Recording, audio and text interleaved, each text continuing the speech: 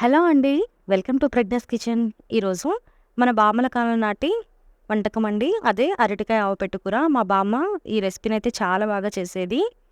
అంతేకాకుండా ఇది east, west గోదావరిలో చాలా ఫేమస్ డిష్ అండి. మనకి ఇక్కడ బ్రాహ్మిన్స్ కూడా ఎక్కువగా వండుకుంటూ ఉంటారు. మన సైడు తక్కువ తింటారు గానీ, టేస్ట్ అయితే గనక ఒకసారి ట్రై చేశారంటే ఎప్పుడు కూడా ఇలాగే తింటామంటారు. అంత బావుంటుంది దీని టేస్ట్. ఇంకా దీన్ని ప్రిపేర్ చేసుకోవడం కూడా చాలా ఈజీ అండి. సో, దీని టేస్ట్ ఎలా ఉందో నాకు కామెంట్ ద్వారా తెలియచేయండి. ఇంకా లేట్ చేయకుండా వీడియోలోకి వెళ్ళిపోదాము. ముందుగా ఒక పాన్ తీసుకొని అరటికాయని పీల్ తీసుకోకుండా డైరెక్ట్‌గా ఇలా ఉడకబెట్టుకోవడం వల్ల మీకు టైము సేవ్ అవుతుంది. అలాగే అరటికాయకి జిడ్డు ఉంటుంది కదండీ! అది పాన్‌కి అంటుకొని మామూలుగా అయితే పోదు.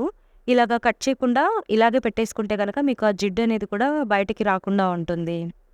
ఇప్పుడు మంటని హై ఫ్లేమ్‌లో పెట్టుకొని 4 విజిల్స్ వచ్చేంత వరకు ఉడికించుకుంటే అరటికాయ అనేది మెత్తగా ఉడుకుతుంది కానీ పొడి పొడిగా ఉంటుంది. లేదు మీకు కూర ముద్దగా రావాలనుకుంటే గనక మంటని సిమ్‌లో పెట్టుకొని 4 విజిల్స్ పెట్టుకున్నారంటే మెత్తగా ఉడికిపోతుంది. ఈలోపు మనం ఆవాల పేస్ట్‌ని ప్రిపేర్ చేసుకుందామండి. ఇక్కడ నేను 2 టేబుల్ స్పూన్ల ఆవాలు తీసుకుంటున్నాను.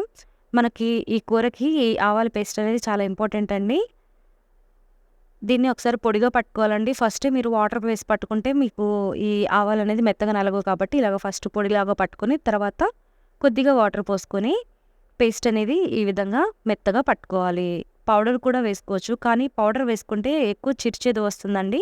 కాబట్టి ఇలా వాటర్ వేసి పట్టుకుంటే మీకు చిరుచేదు ఉండదు. అలాగే టేస్ట్ అనేది బావుంటుంది. ఒకసారి చెక్ చేసుకుందామండి. చూసారు కదండీ! అరటికాయ అనేది చక్కగా మెత్తగా ఉడికిపోయింది. అలాగే మనకి అంచులకి ఎక్కడా కూడా జిడ్డనేది అంటుకోలేదు. అలాగే దీనివల్ల మీకు టైం చాలా సేవ్ అవుతుందండి. ఎందుకంటే పీల్ తీసి ముక్కలు కట్ చేయడం చాలా ప్రాసెస్ కాబట్టి ఇలా అయితే మీకు ఒక 5-10 నిమిషాల్లో అయిపోతుంది. ఇప్పుడు ఈ అరటికాయలని తోలు తీసుకొని చిన్ని ముక్కలుగా కట్ చేసుకొని పెట్టుకోవాలి. చూసారు కదండీ! మనకి అరటికాయ అనేది ఇలాగా మెత్తగా ఉన్నా కూడా పొడి పొడిగా ఉంటుందండి. ఒకవేళ మరీ మెత్తగా ఉంది అనిపిస్తే గనక ఒక అరగంట సేపు ఫ్రిడ్జ్‌లో పెట్టుకున్నారంటే మళ్ళీ మీకు గట్టిగా అయిపోతుంది. అరటికాయలో ఆ ఫ్లెక్సిబిలిటీ ఉంటుంది. ముందుగా స్టవ్ పైన ఒక పాన్ పెట్టుకొని 2 టేబుల్ స్పూన్ల ఆయిల్ వేసుకోవాలి. ఆయిల్ హీట్ అయిన తర్వాత 1 టీ స్పూన్ ఆవాలు, 1½ టీ స్పూన్ పచ్చిశనగపప్పు, 1/2 టీ స్పూన్ చాయ్ మినప్పప్పు, 1/2 టీ స్పూన్ జీలకర్ర, ఒక 6-7 గ్రీన్ చిల్లీస్‌ని నిలువుగా కట్ చేసుకొని వేసుకోవాలండి. మనం ఇందులోకి రెడ్ చిల్లీ పౌడర్‌ని ఏమి యూజ్ చేసుకోము కాబట్టి పచ్చిమిర్చి ద్వారానే మనకి కారం అనేది వస్తుంది కాబట్టి మీరు కారం కొద్దిగా ఎక్కువగా తినేవాళ్ళైతే గనక మరి కొద్దిగా పచ్చిమిర్చిని యాడ్ చేసుకోండి. ఇప్పుడు వీటిని ఒకసారి బాగా కలుపుకొని ఇందులోకి 2 రెమ్మల కరివేపాకును కూడా వేసుకోవాలి. కరివేపాకు కూడా బాగా ఫ్రై అయ్యేంత వరకు కలుపుకోవాలండి. ఇప్పుడు ఒక 1/2 టీ స్పూన్ పసుపును వేసుకోవాలి.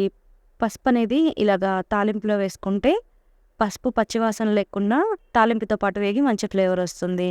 ఇప్పుడు కట్ చేసి పెట్టుకున్న అరటికాయ ముక్కలు, రుచికి సరిపడినంత ఉప్పు వేసుకొని ఈ పోపు అంతా కూడా అరటికాయకి బాగా పట్టేంత వరకు ఒక 2 నిమిషాల పాటు బాగా కలుపుకోవాలండి.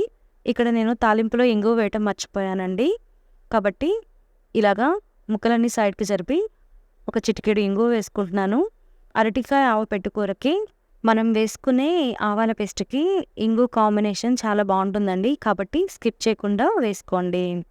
ఇప్పుడు లిడ్ పెట్టుకొని ఒక 2-3 నిమిషాల పాటు సిమ్‌లో ఉంచి గనక మగ్గించుకున్నారంటే తాలింపు ఫ్లేవర్ అంతా కూడా ముక్కలకి పట్టి టేస్ట్ అనేది చాలా బావుంటుంది.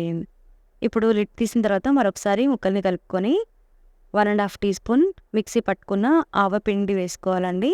అలాగే 1 టీ స్పూన్ చింతపండు గుజ్జును కూడా వేసుకోవాలి. అలాగే కొద్దిగా వాటర్ పోసుకోవాలండి. ఈ ఆవపిండి అనేది మీకు కొంచెం చిరుచేదు ఉంటుంది.